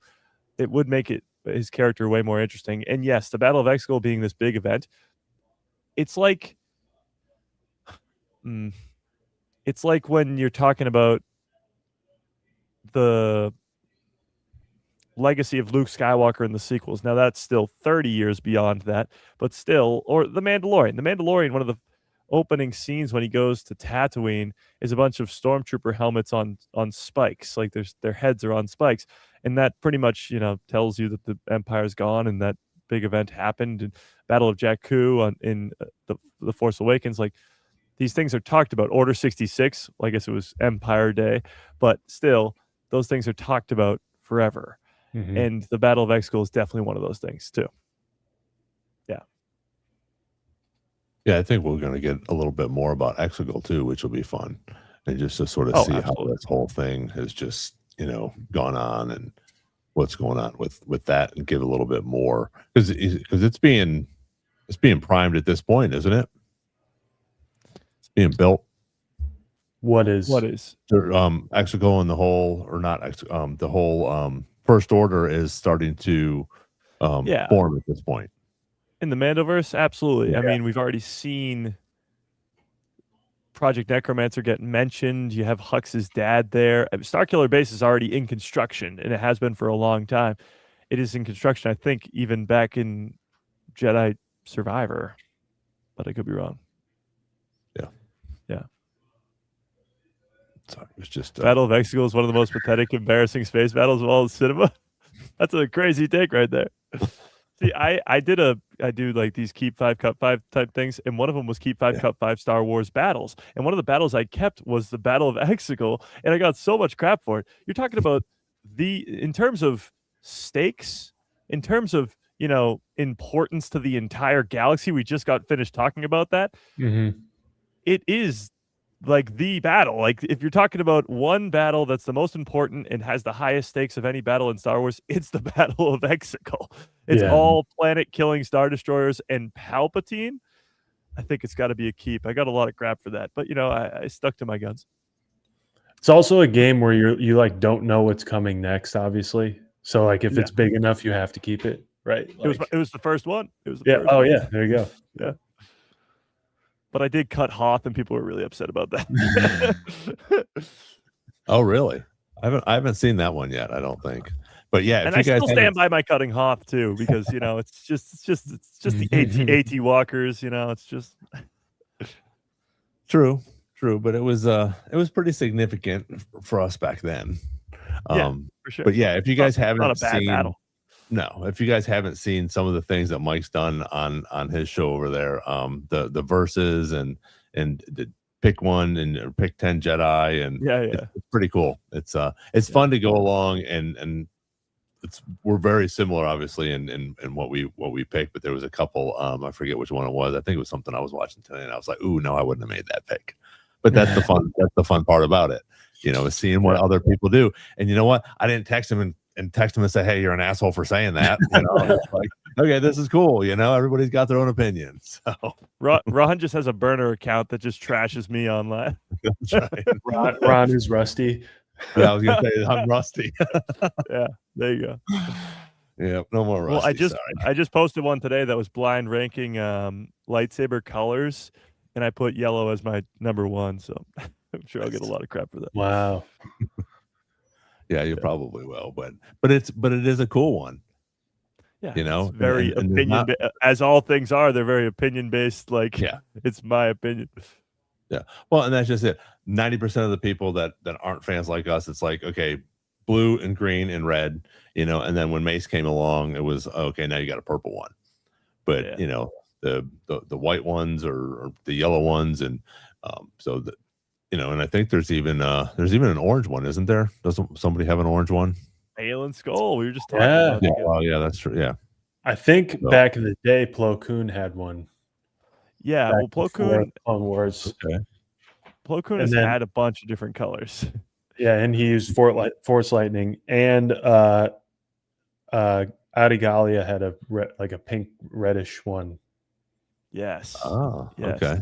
Like in Phantom Menace time, when they were like, "Screw it, Jedi are cool." Some of those comics too have all of them with their lightsabers on, and Yoda has a yellow one. Some of them are red. There's some oranges. They were kind of all over the map, and I think George specifically was just like, "Nah, dude, blue or green," and maybe Sam Jackson gets a cool one. Yeah, exactly. But yeah, no, Plo Koon having the yellow is great. Obviously, Temple Guard yellow, Rey's yellow lightsaber is really cool at the end of Rise. And then I think somebody is it Yord that has a yellow one in the Acolyte? Somebody has one in the Acolyte. Yeah, I think you're right. He does. Yeah. Yeah, and Yord gets his neck snapped by Chimera. It's like the coolest thing ever. And Jackie gets stabbed 3 times, and yes, I mean, we're not going to get into it, but what a great series that was too. It really was. What a great show! What a great show. Canceled. Yeah. Well, and that's the sad part, I think, because that's where I'm going when they're talking about, okay, we're going to have a new saga, we're going to have these things all combining and intertwining with one saga, where we might not get any of that. I mean, I know we know the answers, the end game of Plagueis, but it would have been great to see that sort of play out a little bit, even with the whole Chimera thing, and see what would have happened between the two of them, or if there was a young Palpatine in there. And maybe we'll get something like that in the future, but right now I don't see anything like that happening. I think we're just going to stick with what we got with these 3 projects that we know about, and that's it. And that'll be interesting. Do you think they'll announce something new for D23, or they're just going to drop here's the Starfighter trailer, or here's the Ahsoka trailer, and maybe a release date for Ahsoka, maybe a release date for Maul?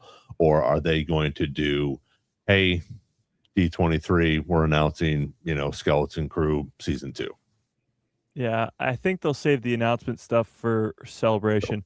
I think if D23, because D23 is not just Star Wars like Celebration is, it's all the Disney properties. So if D23 for Lucasfilm specifically is Ahsoka season 2 teaser trailer, and Starfighter teaser trailer, that's plenty enough for me. I think I'll be satisfied.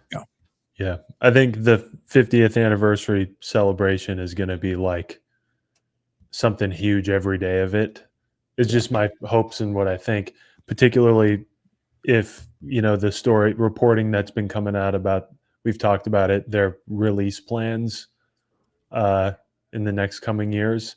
It's going to be a lot of stuff to announce if that's true. I do think it would be interesting, like considering they have a couple of pretty big trailers to get to at D23 if they're going to do it. If they did announce a new project, I could see it being like a Tales that comes out very quickly, or something like I don't like. What would you think if they announced a new project that you weren't expecting, but it was at D23 and not at Celebration? Like what would you think of that? Because I know, trailer for Visions today, the new Ninth Jedi, tomorrow. I know there's some of us who like it, some of us who don't, and that's fine. But I think we can all agree that that's sort of like a secondary or like third level Star Wars thing that, like, if it gets announced, we're like, oh yeah, that's cool. So what like level would a D23 announcement be in the preemptive, you know what I mean? Like the preemptive face of the big announcements that we're expecting from a Star Wars Celebration. I would love a Tales. I mean, Tales to end the year would be great. If they announced a Tales that was coming out in like October or November, that would be perfect. Or even something like Lego Star Wars Rebuild the Galaxy or something. But yeah, I don't. I think it would be an anime if they were going to do, or an animation, not an anime. I think if D23 was going to announce a new one, I don't think it would be Kenobi season 2. I don't think it's going to be Skeleton Crew season 2. It could be hey, we got a Tales coming out, and maybe that's it. But like I said, I think also if they drop a Starfighter teaser and an Ahsoka trailer, I'm satisfied. Yeah, and those I can wait until next year it's still in April. If it was in November, it might be different. But I mean, April's pretty much the beginning of the year for the most part. I mean, it's the first quarter.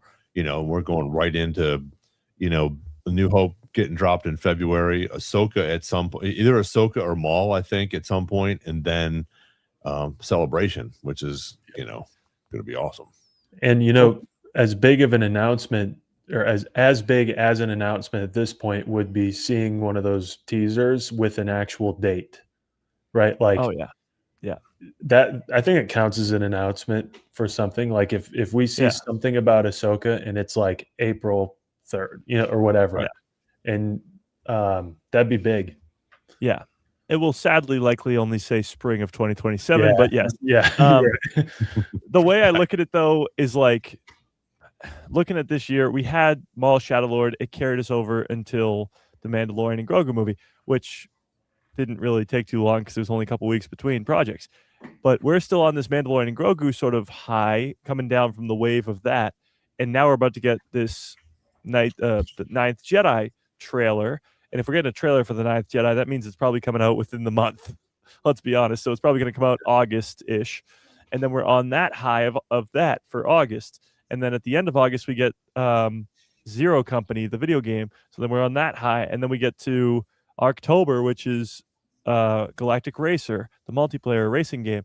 So then we're on that high. The thing that I'm looking for is November, December, because I think by January and February, we're getting the 50th anniversary of A New Hope. We're getting Ahsoka season 2. Like 2027 is perfectly fine. I think the little gap that I'm looking at that might be filled with like a Tales or something would be that November, December area. Because if you look at the rest of the year, we got maybe Visions in July, if not August, then video game in August, video game in October, and there's just that 2-month gap right there that takes you to 2027. There's also in this December would be the 10-year anniversary of Rogue One, which is kind of crazy to think about. I don't know if they'll do anything for that. Re-release? Yeah. I'd go watch that in the theaters. Oh, yeah. Because, it might be a little weird to do it, say, like last year for Force Awakens, because maybe that means you'd have to do all of them each time.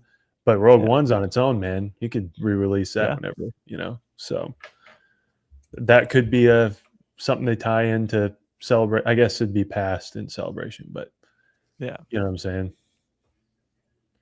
But yeah, but I absolutely. think I think somebody was saying that. Yeah, I think we'll get at least one trailer, I would guess.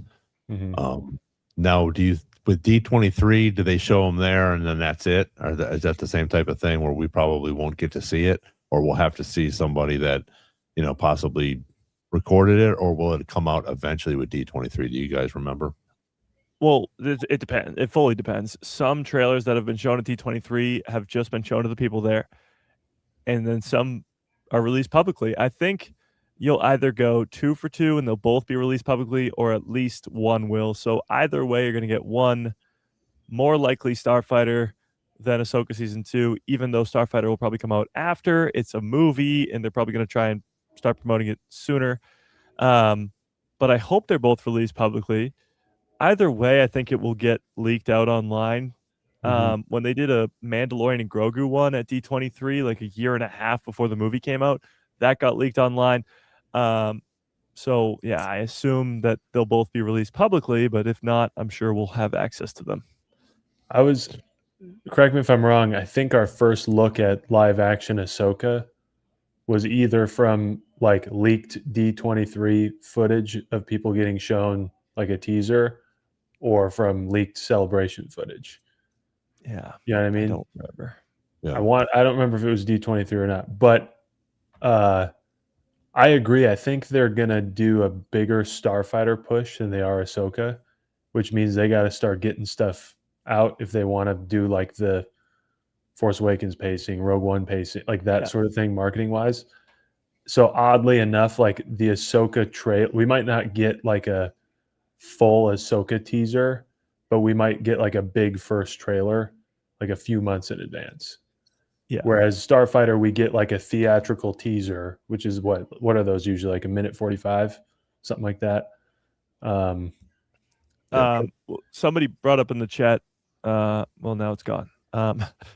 It said something like, "Didn't we already get a trailer?" Could you pull that up? I don't see it anymore. Oh yeah, we already released this one here. Yeah, didn't we already get a trailer for Ahsoka Season 2 and no details were leaked about it? Yes and no.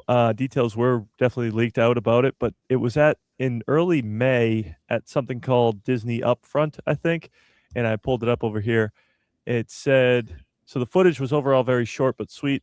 Shot of Sabine reverse gripping her lightsaber, like Ahsoka, while using her flamethrower from her gauntlet. A lot of Anakin, Hayden as Anakin in a new costume. Not sure if it's a Force ghost.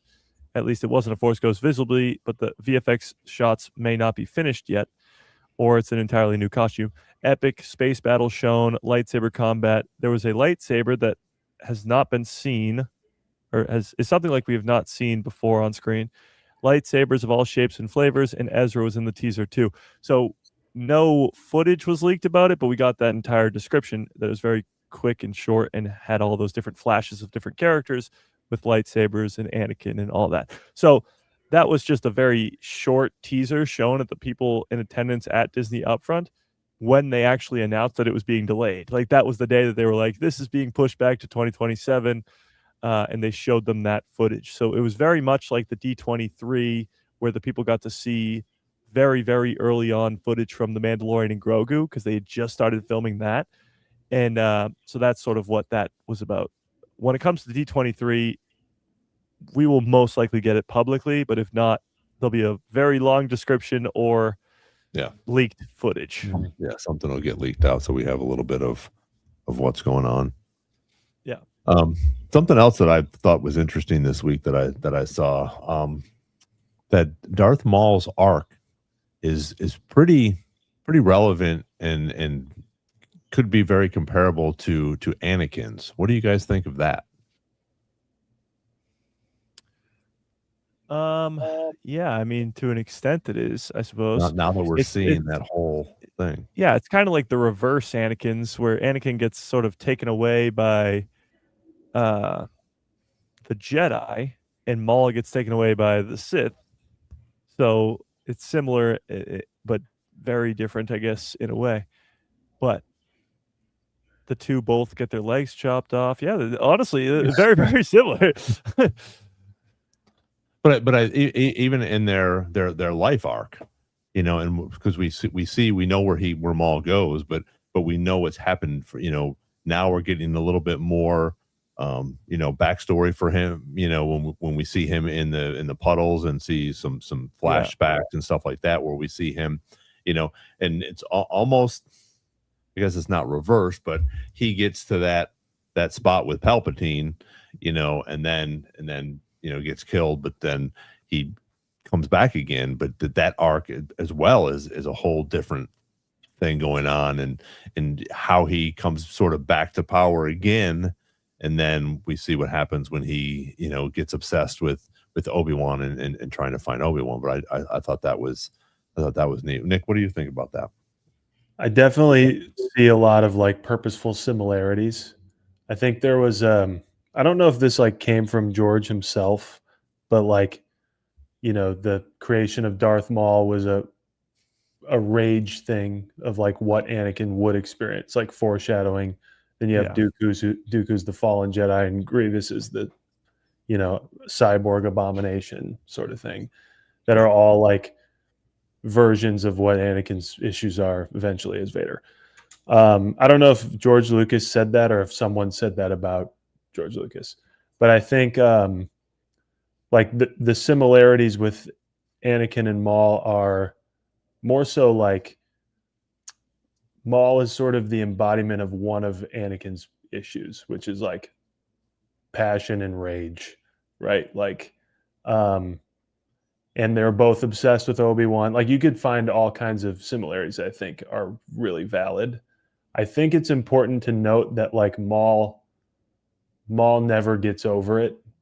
And like the biggest thing Anakin's ever done in his life is getting over it and being redeemed. Yeah. So that'd be a big one, at least for like the whole arc. And but they're both like in their own ways total just like pawns to the bad guy, Can we bring up Wild Card's last message here?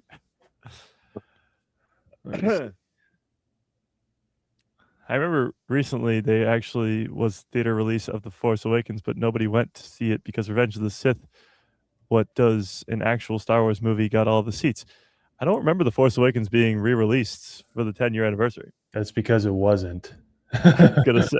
And if it was, it would have been 6 months after Revenge of the Sith. Yeah.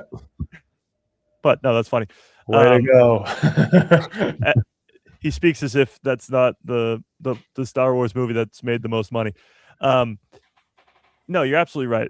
There was a reason. Again, I can't think of it either if George Lucas said it or not, but it's definitely on purpose that the first villain in Phantom Menace, the next villain in Attack of the Clones, the next villain in Revenge of the Sith are all teasing or teeing up Vader and his Anakin's inevitable fall in all different ways, which is genius. I mean, talk about great writing. But, the prequels had really bad writing, of course. Yes, but now that you mention it, there's a lot of similarities between Anakin and Maul, a lot, and that's clearly on purpose. I think one of the tougher things with Maul, especially maybe with people who are like just now getting into him, is we kind of have like two different eras of people who experience Maul. Like Derek, for example, I wish Derek was here tonight because Derek has read all of the old Maul stuff, right? Yeah. And like loves him even more because of that, which is makes him he's a little different in, former novels and comics than he is when we see him after, because in that stuff, it's prior to the Phantom Menace and stuff we're getting since when did he come back? 2011, 2012 in the Clone Wars. Now we get like the continuation. So like, I would argue that Maul pre-Phantom Menace and all those stories is not that similar to Anakin, but now we're getting new context. And of course, now it's considered kind of like the canon thing. It's kind of what I was hoping for. That was the one thing, if there's anything I wished more for in Shadow Lord, was maybe a little more about him prior, which maybe we get in seasons 2, 3, whatever. But I do think there are some purposeful similarities, but Maul is a little like, I don't know, like Anakin and Obi-Wan being arch nemeses. like makes sense. It's like peanut butter and jelly, right? Yeah. But like Maul is not on Obi-Wan's radar, but he's like everything to Maul. You know what I'm saying? It's like when your favorite. It's like how the Memphis Grizzlies think that they're the Minnesota Timberwolves rival still. You know, we don't even think about you at all. So like, and that's like Maul to Kenobi. So, he's an interesting, like, kind of sad, but like very, very, very deadly character. You know, in which like Anakin's sad, but in a probably like much heavier way, much more important way. Not that Maul's not important, but you know what I'm saying. Yeah.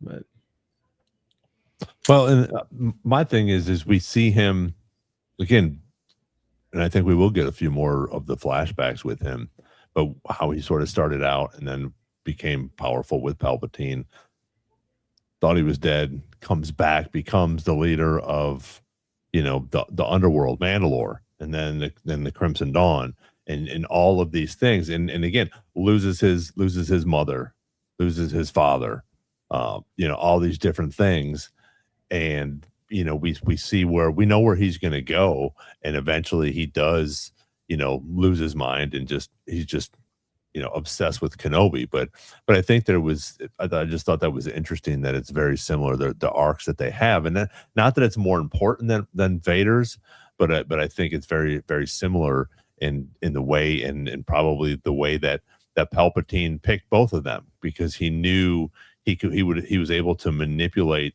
the two of them in different ways, but because of their past or what they had going on in their life at that time, and Palpatine was able to take the two of them and manipulate him the way that he did.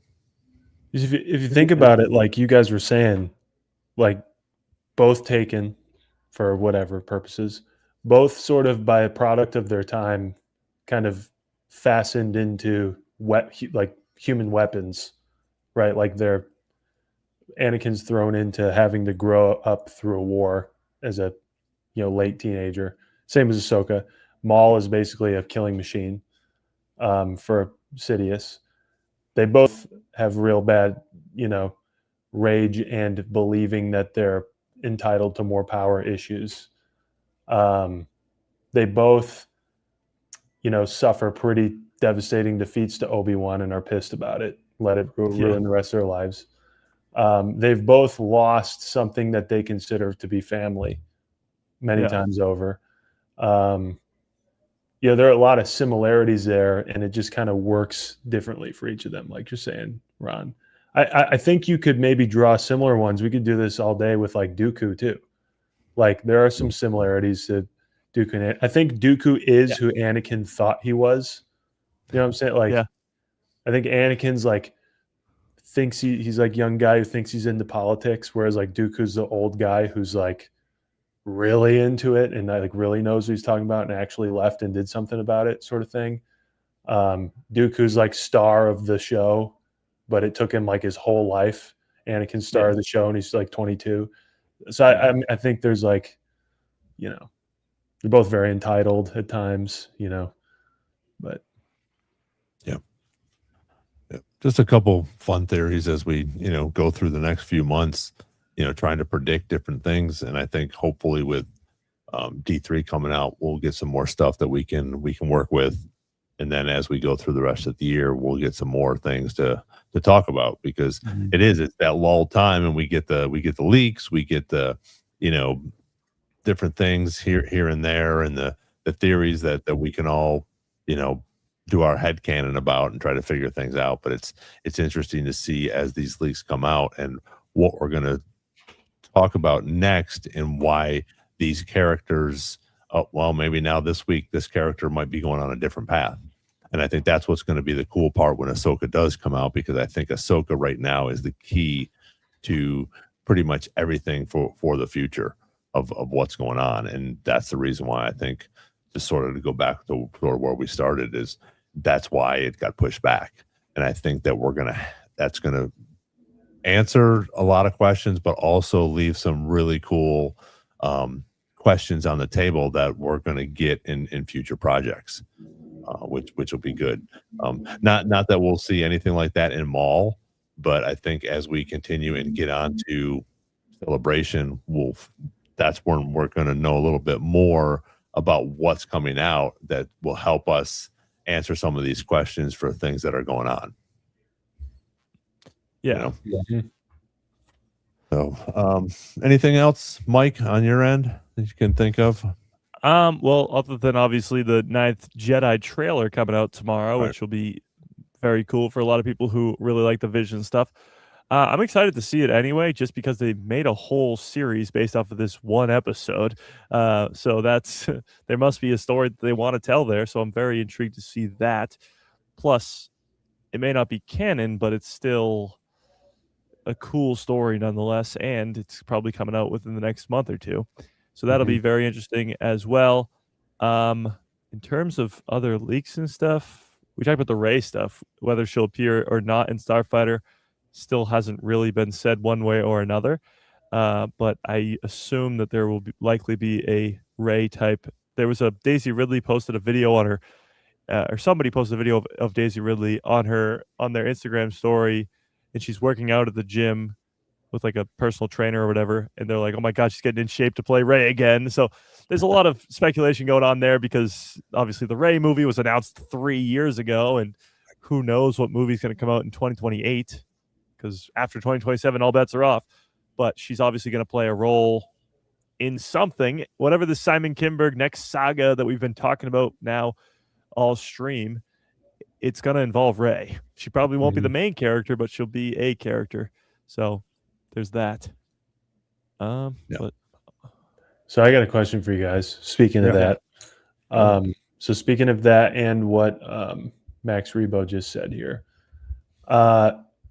stay with me because it'll come full circle.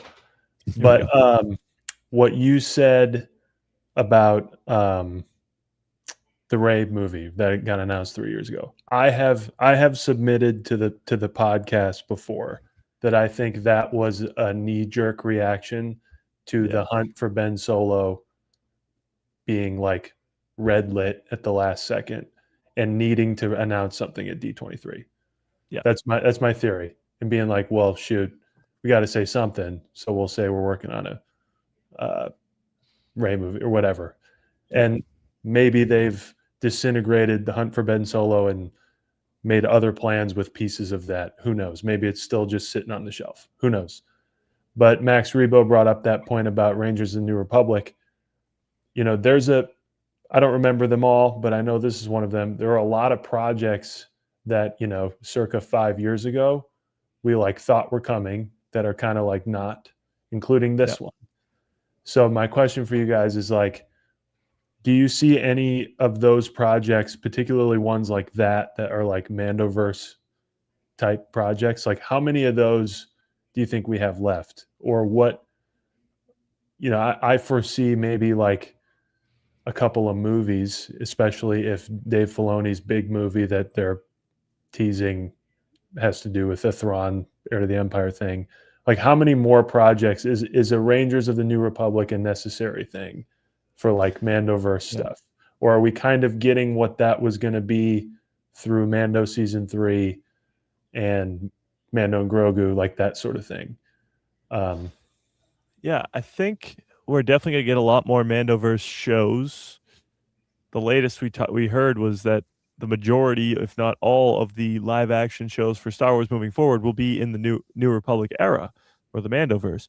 So I think a lot like the Ahsoka season, Ahsoka in general, the show, and Book of Boba Fett both came off of the branches of the Mandalorian. So it's almost as if, and Skeleton Crew kind of came out of nowhere, but still, I think that the next Mandoverse story could be a branch off of Ahsoka.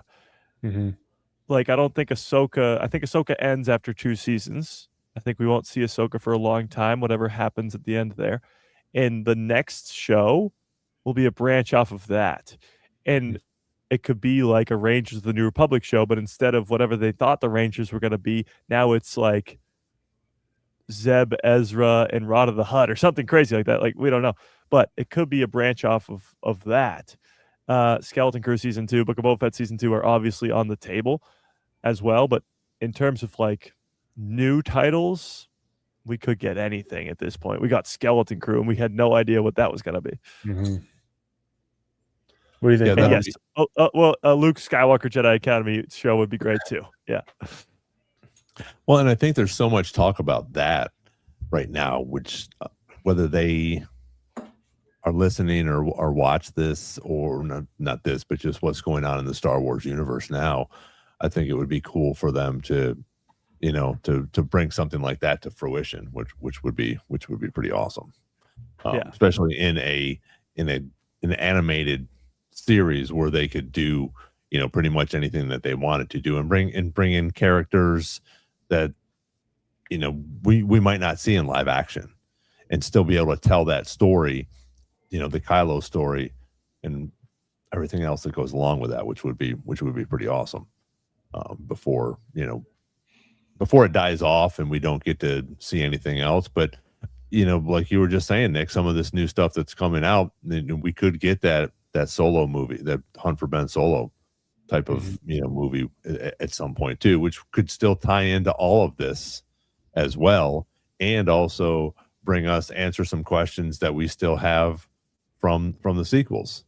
So I think that's a definite possibility that's going to be one of the ones that possibly could get announced during Star Wars Celebration, which I think that could be one of the biggest, first of all, surprises, but also the biggest reaction when you're in that main room, and Nick knows what I'm talking about, and they're doing announcements and stuff like that. But for them to come out and somebody say, whether it's Dave or whoever, that the Hunt for Ben Solo movie is a go, I mean, that place would just erupt. Yeah, which would be pretty awesome, because there's been so much hype about it.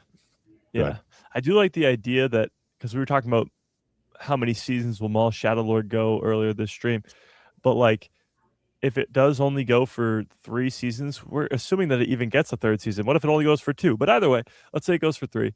It could be over by 2028. If it goes 2027 season 2, 2028 season 3, that means beyond that, we're going to need a new animated show. And obviously Luke Skywalker is the Academy is the most likely one. Yeah. And when you have some of these tales that could come out and introduce us to new characters, or some past, some flashbacks and different things like they did with Cad Bane. Yeah. It'll be interesting to see if that comes to fruition with anything. And Ahsoka, Asajj, because I don't think we've seen. I think we're going to see her come to live action. Absolutely. I really hope so. Yeah. It'd be interesting, like, if we're all thinking a Tales comes before next year, or between basically like now and the first round of 2027 stuff, right? Tales is always informing us of something. And what's interesting is, like, Tales of the Underworld, or was that the last one with Cad Bane and Asajj? Yes. Tales of the Underworld? Last year, yeah. Like, if anything, the Cad Bane one just kind of like wrapped up, having just seen him a couple of years ago in Book of Boba Fett. But the Asajj Ventress one seems like perfectly wide open, and right off the heels of her being in the Bad Batch. Right. Yeah. So seeing another, like, whoever they choose for Tales, it always means something that they've worked on or like had an interest in, and leaves open. And I think it would be, that is one thing, even more than like us guessing about trailers, would be something to read into that we could be right about. Because like in the last several of them, have had that. Now the problem is sometimes they come out after the important thing, right? But yeah, I just remember, like, earlier this year, before Maul Shadow Lord, before the Mandalorian Grogu, there was 2 big leaks that came out that Anakin Skywalker would be in 3 upcoming projects, and somebody else responded to that and said 2 of them will be animated. And then somebody else said, a very, very reliable leaker said that Luke Skywalker will be in a Tales of series. And I don't think they said when, but still, like, that could be this year. Mhm. And he might not be the main character of that series, but he'll be in it, and that means it takes place at least beyond the original trilogy. So, yeah, something like that would be great.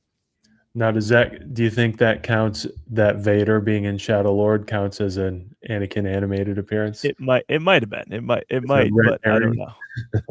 know. It could be. I mean, Anakin's gone. I am what Yeah. remains. So we don't know.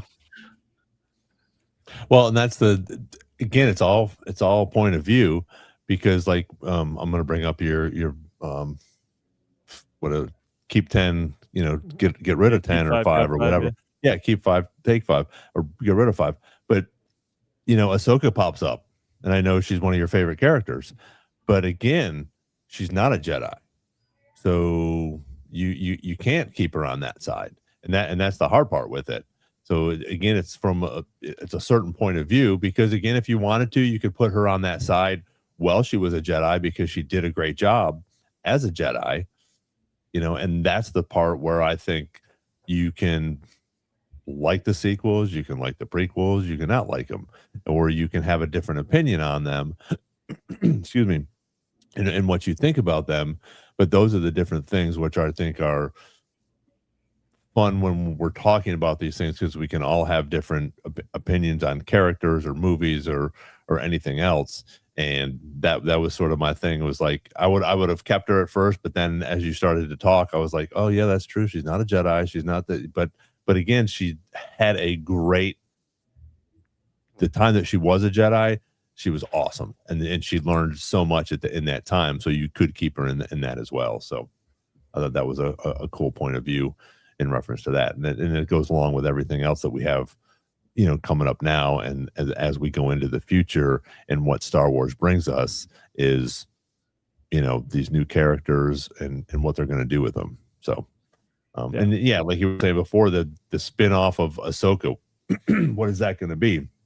I think you're right. You're going to see definitely Ezra and Jason. Oh yeah. Hopefully Chopper. I think Chopper could be the next sort of R2, where he's hanging out with all the main characters again, as we go along in this new, hopefully, trilogy of movies, and that will be cool. But I don't think we will see Baylan or Ahsoka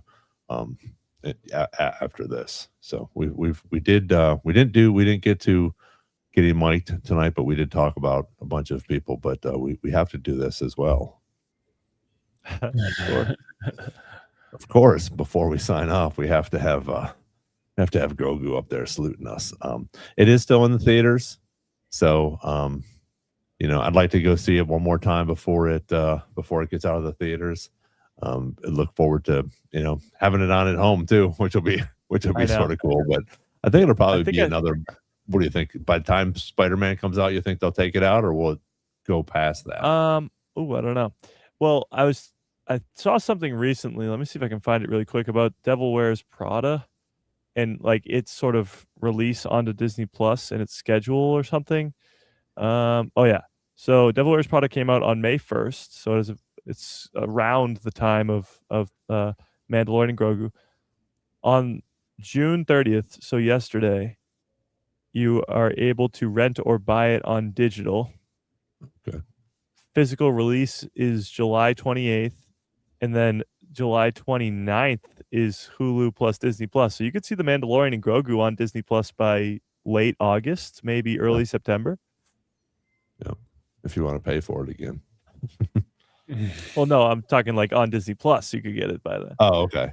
That could be their. We're saying there might be a lull from like November to January. That might be something they do. I think Derek made a good point the other night, like maybe a week or two ago, that the purpose of this movie could have just been to beef Disney Plus up, in which case they would behave as if it were a whole other release when it comes to Disney Plus. So that could be like a big sort of like streaming event for them if they play it right, especially if they announce it in a way on like D23 that there's like something about it. And then good way to like throw a Tails in with it, to be like, here's this also. have that too. Well, they could do so much with like when they did a really cool thing that I didn't get to do. Maybe I'll still go do it. But you can download this app when you go to the theater and put headphones in. And as you watch the movie, it like syncs to your movie. As you watch the movie, in your ear, Jon Favreau is like telling you the making of the movie, like what like cool things about the movie. And that stuff can be added on Disney Plus easy. Like the extras feature or whatever, or the behind the scenes stuff, like the Mandalorian gallery episodes. Like you could add stuff like that while you put it on Disney Plus to make it a little extra bonus stuff to watch. Because I'm sure a lot of us would do that if that was the case. Yeah. Well, and that's just it. A lot of people are going to get, they're going to go back and put Disney Plus back in their all their streaming services so they can watch this. Whether it's got the good reviews or the bad reviews or whatever, people are still going to watch it because they didn't want to go to the theater, but they'll go ahead and pay for the month or whatever because there's a couple more movies coming out. Yeah. So I'm definitely going to get it because of the Mandalorian and Grogu. So I'm just going to throw out there for no one in particular that Disney makes an estimated $990 million to $1.03 billion per month from Disney Plus alone. Yeah. So Yeah. They're looking to capitalize on putting whatever streaming content they can on there, and that's what they're doing. Yeah, I mean, there's a lot of big streaming shows this year. We already had Daredevil season 2, which was huge. Obviously, Maul Shadow Lord sat at number 1 for the whole run of the series. But later on in the year, I think there's a Visions. Visions, obviously, yes, we're getting a trailer for tomorrow. But a actual MCU Vision, the superhero Vision show coming out in the fall too. So Disney Plus, as any streaming service does, tries to have content come out throughout the course of the year so that people stay tuned in. Yep. So, well, I appreciate everybody being here. I know we were a little low tonight, but the World Cup is on, so I know people were probably watching that as well, which is sort of cool. It's I've stayed sort of watched it or at least had it on in the living room. The US is playing. Yeah, they're playing tonight, so that's why I was like, we're up 2-0, by the way. Oh, there you go. Yeah, nice. That's cool. That's awesome. Sorry, hopefully nobody was recording it and hoping to watch it afterwards. Oh, whoops. It's not over yet. It's not. I mean, they lost. They lost. Yeah, 86 minutes, so anything can happen. That's right. Yeah. So thank you guys for being here. Thanks everybody else on the podcast. Thanks for all of your chats. I appreciate you guys coming in here. And even other people coming in and making conversation in here. We appreciate it. So everybody has their own opinion of Star Wars. We all love it, and we'll continue to talk about it and praise it. So it is what it is. So y'all have a great week, and we'll see you next week on Star Wars Jedi Chat. May the Force be with you. See y'all.